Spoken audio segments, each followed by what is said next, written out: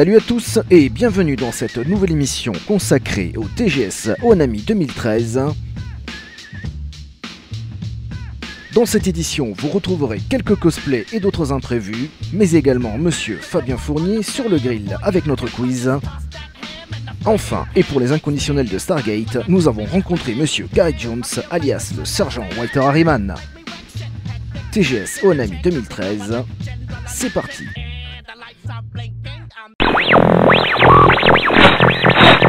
Ok, alors ça ne va plus rigoler parce qu'on est avec Fabien Fournier, le grand chef des noobs. J'espère ne pas être le gros noob de l'histoire, même si mon destin est un petit peu lié à ce terme, le terme noob. Donc si je suis nul, j'ai une excuse. Parce que je travaille beaucoup et que j'ai pas forcément le temps de suivre l'actualité. Donc on va voir si ce sont des questions qui datent d'il y a longtemps, si c'est de la culture G, etc. Voilà, je vais découvrir, Brigitte, que m'as-tu réservé? 10 questions. Est-ce que tu es prêt? Oui, je suis prêt. Attention, première question, c'est parti. Dans quelle série peut-on suivre les aventures de Nathan Fillion, capitaine du Serenity? Oh merde, le noob commence. Et quand je ne sais pas, je dis quoi? Je dis noob? Passe. Je dis passe, le noob passe, je ne sais pas. Putain, vous allez me maudire, je suis sûr. Deuxième question. Que veulent les chevaliers qui disent ni? Les chevaliers qui disent Ni. ni? We are the knights who said ni. Oh merde, mais ça non plus je connais pas. Mais posez-moi des questions de MMO, voyons. Ah écoute, on va voir si je fais le grand chelem du noob. Deuxième question, deuxième passe. Troisième question. Quel est le grade de Ripley dans Alien? Alors je connais Ripley, je connais Alien, je ne connais pas son grade. Alors je vais en dire un au hasard, on sait jamais. Elle est sergent, je dirais. Raté. Elle est lieutenant. Question numéro 4. Comment se nomme le héros de Assassin's Creed 2?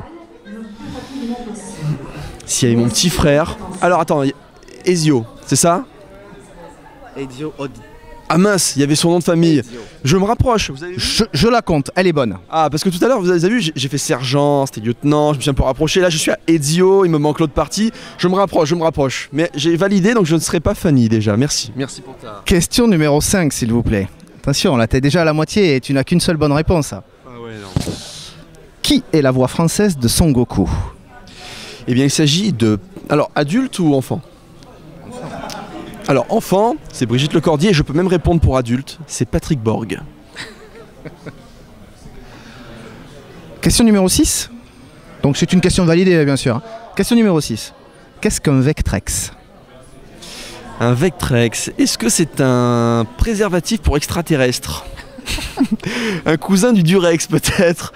Écoute, voilà, c'était ma réponse, mais je suis très sérieux. C'était une console de jeu portable qui était commercialisée par MB en 1984. Ça, Marcus, il doit savoir. Eh oui, il y a des questions pour tous les genres, tu vois. Ouais. Question numéro 7. Qui prononce pour la gloire de la lumière noire, j'arrive? Pour la gloire de... Alors, pour l'instant, je ne sais pas, mais je vais essayer de faire par déduction. Je vais dire... S'il faut que je leur dise, c'est le méchant dans Jace et les Conquérants de la Lumière, je vais dire. Exactement, et il se nomme... Discord. Exactement. Ah, oui. Eh, c'est une bonne réponse. Fantastique, fantastique. Oui, parce que c'est un dessin animé quand même où on n'a pas de fin. On a une belle histoire, mais on n'a pas de fin. Hein. Ça, j'étais très déçu. Est-ce que voilà, Monsieur Choufleur était-il le père de Jace? Je ne sais pas. Voilà. On le saura peut-être dans une suite un jour. Mais il y a des chances que Monsieur Choufleur soit vraiment le père de Jace. Ouais, bah, comme il n'y a pas de fin, on va faire notre propre fin. Donc on vous annonce officiellement que c'est le père de Jace. En exclusivité au TGS Onami 2013. Voilà, exactement. La question numéro 8, c'est combien de lasers peut-on voir sur le canon d'un Predator? Je dirais 3. C'est une bonne réponse. Oui, parce qu'en fait, il y a des Predators dans Noob. Et j'ai fait l'effet spécial, donc je m'en suis souvenu. Tu vois que les questions sont quand même... on savait à qui on allait donner les questionnaires, hein, d'accord? Ouais. Question numéro 9. Qui est la copine de Calimero? Alors, je sais que Calimero, c'est le petit poussin avec sa coquille. Je vais te donner un indice. Ce n'est pas Calimera. Ah, alors... je ne sais pas. Ah non, je sais vraiment pas. Vraiment pas. Tu passes. Ouais, je suis obligé de passer là parce que... C'est ton dernier mot? Calimero, alors attends...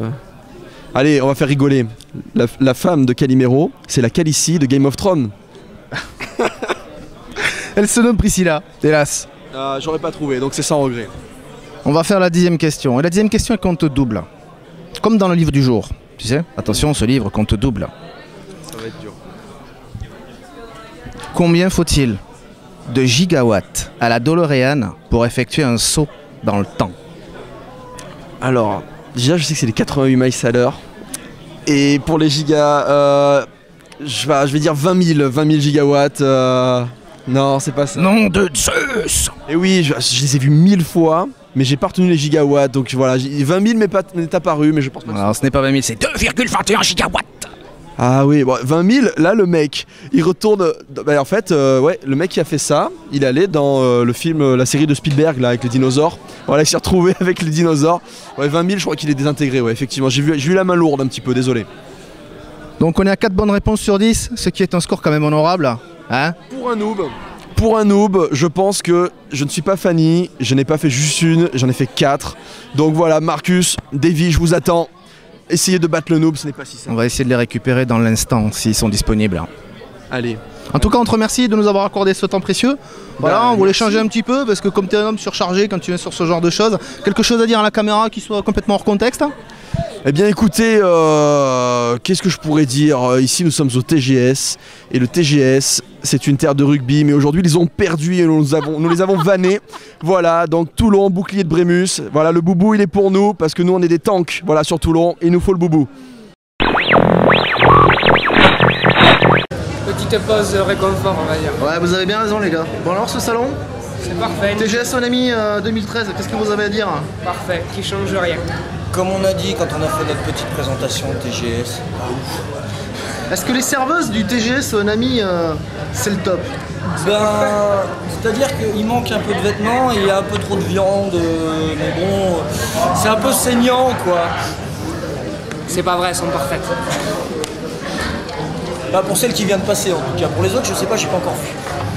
Et surtout, change rien niveau staff, c'est parfait. Le staff est comme ça. Et on reviendra avec grand plaisir et on emmènera plein de gens. Et on revient avec grand plaisir en décembre, on revient en grand plaisir l'année prochaine, on revient en grand plaisir en l'an 2058 si on est encore là. Et en face de nous, nous avons un orc ou un troll? Un orc, c'est Thrall, chef de garde de la Horde. Donc le chef de garde de la Horde pour le jeu World of Warcraft, pour ceux qui ne connaissent pas. Et pourquoi ce choix de Thrall? Parce que je suis fan de World of Warcraft et c'est le personnage le plus charismatique, charismatique à mes yeux, donc vous allez couper. Et plutôt avoir choisi la Horde, pourquoi? Ben en fait j'ai joué pendant 5 ans dans l'Alliance et je trouve que la Horde c'est plus mature quand même, donc voilà. Question de maturité au niveau des joueurs et de la communauté dans son ensemble. Voilà. Et nous avons Tyrande. Ah non, pas Tyrande. Même pas? Non, Tyrande elle a les cheveux bleus. Ah, c'est vrai. Alors? Tyrande, non, c'est une elfe de la nuit druidesse en 7 et 8. Donc pour de 7 d'Ulduar pour les connaisseurs. Et cette passion pour World of Warcraft depuis combien de temps? Oh bah depuis la première extension, depuis à peu près 2007 je joue. Et voilà. Et le TGS, du coup, vous allez peut-être concourir pour le cosplay? Ouais, là je fais le concours tout à l'heure à 14 h et voilà. J'étais déjà venue au TGS en décembre, mais j'avais pas concouru pour le concours parce que j'étais pas sûre de finir le costume. Maintenant il est fini, donc je suis partie. Et on a croisé Thrall sur la route. Si vous le croisez, qu'est-ce que vous allez faire? Oui, il m'a dit qu'il venait, donc si je le croise, peut-être on se fera la guerre, mais je pense que ce sera juste 2-3 photos et ce sera sympa. Alors mortel. Bonjour Cthulhu, quand t'auras grandi. Ah, ne me touche pas. Alors, aujourd'hui je ne suis qu'une putain de marionnette, mais tu verras demain quand je reviendrai. Voilà ce qui va se passer.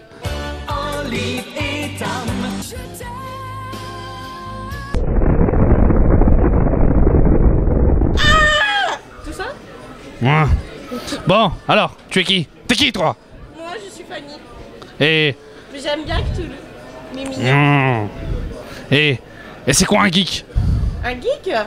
Alors c'est quelqu'un déjà qui aime Cthulhu, hein, avant tout. Alors un geek, ça dépend parce que les gens ont beaucoup de définitions différentes du geek.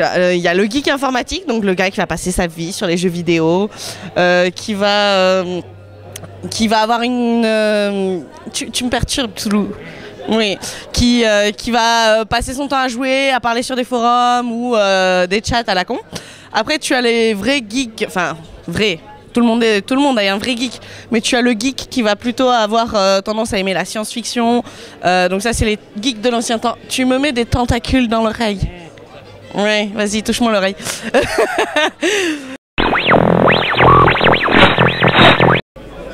Et toi, t'es qui toi? Je suis Romain de Another Hero.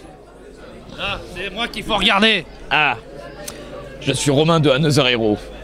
Ah, et c'est quoi Another Hero? Another Hero, c'est une web-série d'un super-héros qui n'est pas vraiment super, mais qui combat les forces du mal sous la forme d'une entreprise maléfique appelée Inferni, avec l'aide de ses deux colocataires, deux personnages de très haut en couleur. Et c'est quoi une web-série?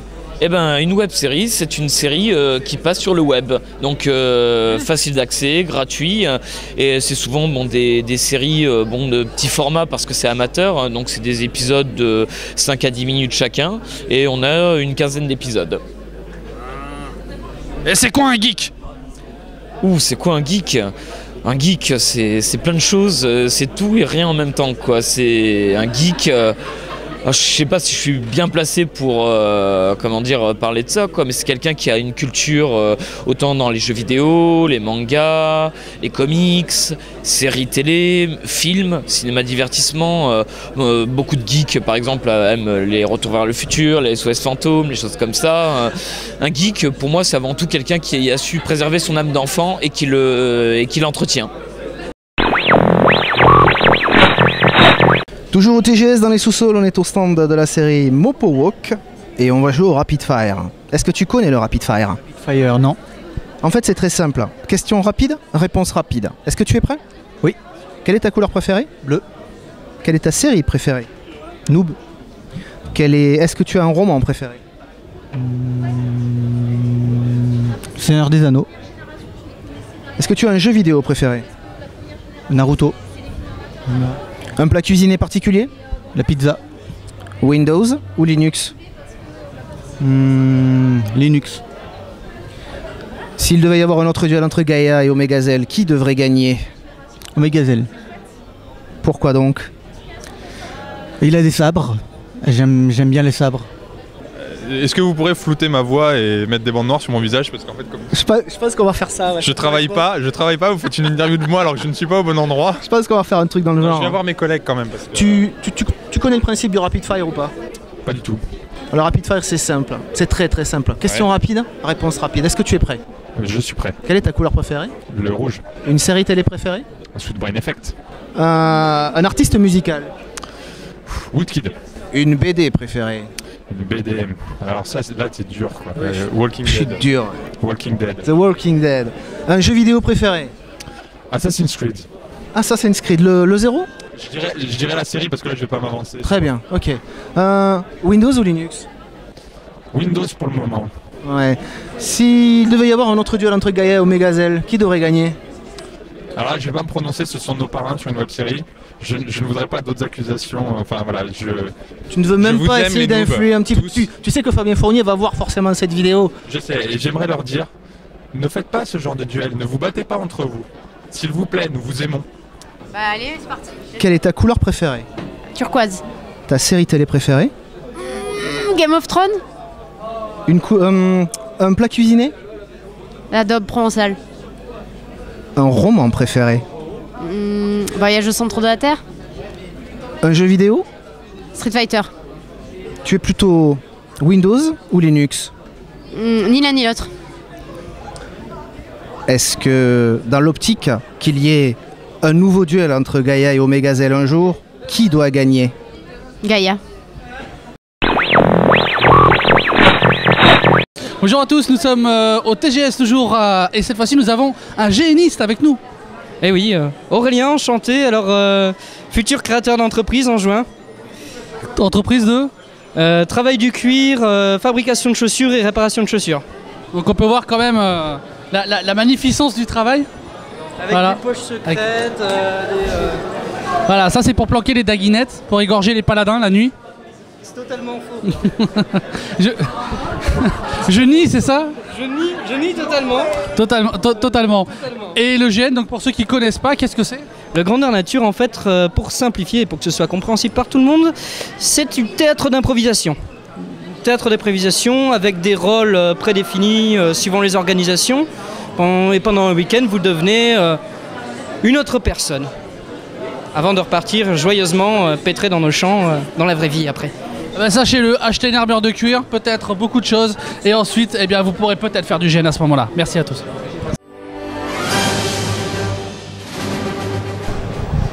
Bonjour à tous, c'est Sudel, on est en direct du THS Soanami et nous sommes le matin, comme vous pouvez le voir, le soleil est radieux aujourd'hui. Nous recevons avec nous Monsieur Gary Jones qui a fait un voyage depuis loin pour venir nous rendre visite ici dans le sud de la France au TGS. Alors tout d'abord, bonjour, bienvenue et est-ce que votre voyage s'est bien passé? So, first of all, good morning, welcome, and did you have a nice trip? Yeah, I had a great trip. Good morning to you as well. I'm very happy to be here. And my trip was fantastic, you know? Like I said, it was like everything was on time and I had a Heineken on the plane. So that's good. Donc oui, le voyage s'est bien passé. Bonjour aussi. Il est très content d'être là et comme il me l'expliquait un petit peu plus tôt, il a eu la chance, le voyage s'est très très bien passé, tout s'est fait à l'heure, il a pu avoir une petite Heineken sur le vol, donc fantastique. Bien, en fait vous incarnez un personnage récurrent de la série Stargate, le sergent Walter Harriman, sergent-chef. Au départ figurant, votre personnage a évolué au fil des saisons. Comment est-ce que ça s'est déroulé? Est-ce que vous avez eu l'impression que votre personnage s'enrichissait au fil des épisodes? You're mainly known for your character in Stargate SG-1 as Chief Sergeant Harriman, and he had main evolutions all through the season. Did you feel that your character got deeper and richer all through the seasons? Kind of.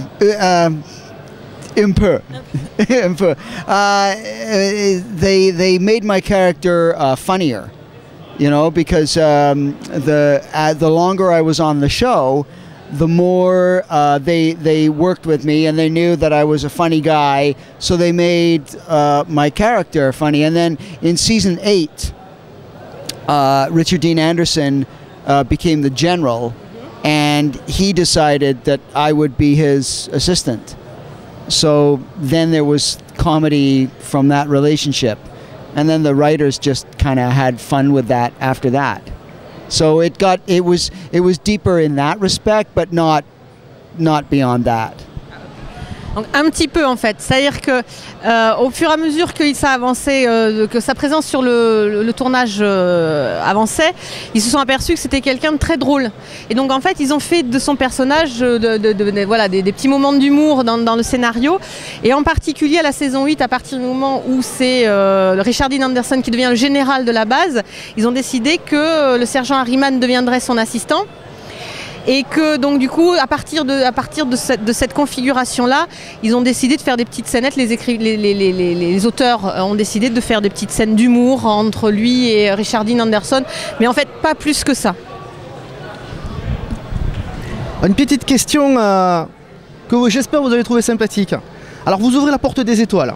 On vous voit également dans plusieurs épisodes de Sliders. Vous jouez dans la météorite du siècle. On peut observer donc que la science-fiction est un thème récurrent chez vous. Pourquoi ce choix et quelles sont vos références à la matière? C'est sympa pour moi pour la traduction ça. So, he hopes you like the question. So, you opened the Stargate. We see you on Sliders. You were on a movie about a meteorite. So apparently science fiction has a main place in your career. What are your do you have any references, special references, or is something very science fiction is something important to you? No. No, not at all. You don't like science fiction? I don't read science fiction. My favorite, I would say, my favorite science fiction film from a long time ago was Alien, the first Alien. I love that film. Yeah, loved that film. It was so great. But my background is in comedy. I got into performing as a comedian and an improviser, and Stargate was just, I just auditioned for it, and I had worked with a director, the director who directed the pilot of Stargate SG-1, season 1, the pilot. I had just worked with him just before on an episode of Outer Limits. There's a show called Outer Limits, which was also a sci-fi show, right? And I played a small part. But when I went into the audition, he was like, "It's you! Hey, you'd be great!" Oh, and he remembered me, and so I did my audition, and he really liked me, and so I got the part, and so, you know, people know me from this show, but science fiction is not my, you know, it's not my thing. Donc en fait, pas du tout. La science-fiction, c'est pas du tout son truc. Il ne lit pas du tout de science-fiction. Le seul film de science-fiction qu'il a vu il y a longtemps et qu'il adore, c'est Alien le premier. En fait, son arrivée sur Stargate, c'est un petit peu un hasard. Lorsqu'ils l'ont appelé pour en fait, le réalisateur du pilote de Stargate SG-1, de la première saison, c'est un directeur avec lequel il avait travaillé sur une autre série dont le titre en anglais c'est Outer Limits. Oui. Quand il a auditionné donc, dans Stargate, le réalisateur l'a reconnu, il a dit « Ah tiens, super, c'est toi » et donc du coup, c'est parce qu'il se souvenait de lui qu'il a dit « Tu seras fantastique pour le rôle » et qu'il est arrivé sur Stargate SG-1, mais c'est pas du tout à la base, son parcours, c'est plutôt celui d'un comédien, d'un improvisateur, il fait de l'improvisation, il vient du théâtre, donc c'était vraiment pas ça du tout à la base. Une dernière question. Last question. Alors ici on est au Toulouse Game Show. Vous savez qu'en France il y a un engouement pour la série Stargate qui est particulier. Vous allez sans doute rencontrer des cosplays pendant ces 48 heures. Depuis toutes ces années, étant donné que la série Stargate est terminée, qu'est-ce que ça vous évoque? Comment vous percevez cela? I love to find out what the question is. I'm looking at him, I'm like, what's he saying? I'm going to find out. Tell him that. En fait, il dit, j'attends vraiment la question parce que je suis en train de le regarder, je ne comprends pas un traître mot de ce qu'il est en train de me dire et j'ai vraiment envie de savoir ce qu'il raconte. No, to learn France. And you must learn English. Tu dois apprendre l'anglais aussi. Now I will find out. Yeah. So you're here in the Toulouse Game Show in France, and Stargate Toulouse Game Show Ohanami, yeah, TGSO, Toulouse Game Show. Oh. It's the name of TGS, Toulouse Game Show, and Ohanami is the Japanese word for spring. Oh, okay. Okay, because you have a lot of manga also here. TGS Ohanami is a manga and science fiction mainly. Okay. So the question was, here in Toulouse Game Show you will probably be able to meet a lot of cosplayers with cosplays from Stargate SG-1 because Stargate was very famous in France and still is because we can still see it on television. As the series now has stopped in America, what do you feel about the fact that even after all those years, you're still we're still asking you about Stargate SG-1?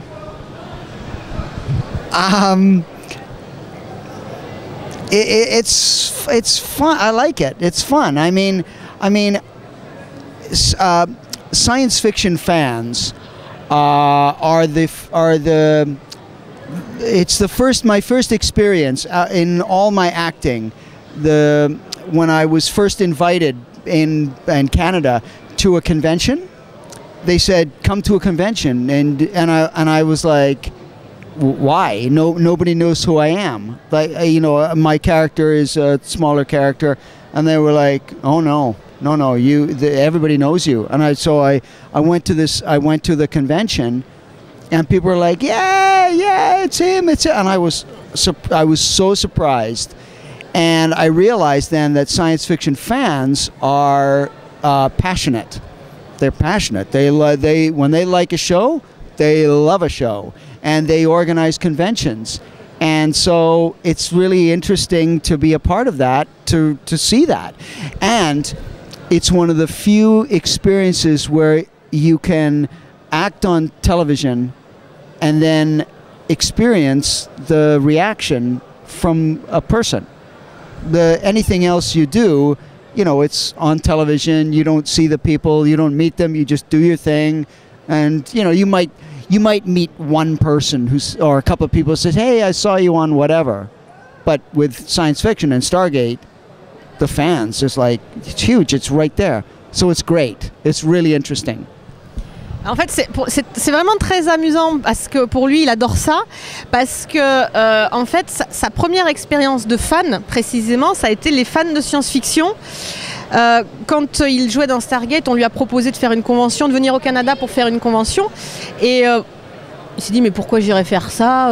Personne ne me connaît, je suis un rôle secondaire. Il m'a dit, mais si, venez, vous verrez.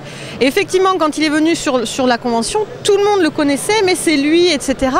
Et il a découvert en fait que les fans de science-fiction étaient, quand ils aiment un show, en fait, ils l'adorent. Qu'ils sont passionnés et que c'est la seule situation où, quand on joue dans une série télé, on joue dans la série et ensuite on peut avoir la réaction et la relation avec le public dans les séries de science-fiction qu'il n'y a pas pour n'importe quelle autre série télé ou même un film où on va vous dire oui effectivement je vous ai vu dans tel film, mais il va pas y avoir cette... La relation au public, c'est qu'il est celui qui ouvre la porte et pas juste un acteur, c'est celui qui ouvre la porte et pour le fan c'est toute la différence.